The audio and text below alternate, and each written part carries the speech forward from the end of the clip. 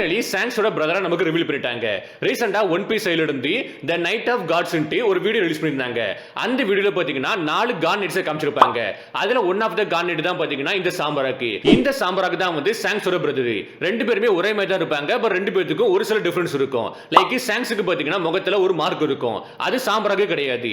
அதே மாதிரி சாங்ஸுக்கு வந்து ஒரு கை கிடையவே செய்யாது. பட் சாம்பராக்கு வந்து 2 கை உண்டு.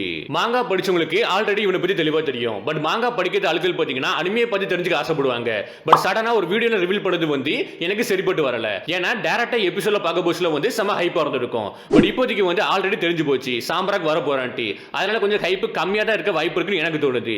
பட் பேசிக்கா எதுக்காண்டி ரிவீல் பண்ணிருக்காங்கன்னா வந்து இந்த எல்பா ஃபர்க் இருக்கு பாத்தீங்களா, இது வந்து காட் நைட்ஸை ஃபோக்கஸ் பண்ணி தான் இருக்க போகுது. அதனால தான் தனியா ஒரு வீடியோல பாத்தீங்கன்னா 4 பேர் ரிவீல் பண்ணிருக்காங்க. ஃபர்ஸ்ட் சாம்பராக் இவன் தான் வந்து கமெண்டரி லைக் லீடர். ரெண்டாவது கன்கோவை காமிச்சிருப்பாங்க. மூணாவது வந்து சோமரி. நாலாவது வந்து கில்லிங்கம். இந்த சாம்பராக்கை எபிசோட்ல காமிச்சதுக்கு அப்புறம் இவனை பத்தி நான் தெளிவா சொல்றேன். பட் இப்போதைக்கு சாம்பராக்கை பத்தி என்ன நினைக்கிறீங்கன்னு கீழே கமெண்ட் பண்ணுங்க.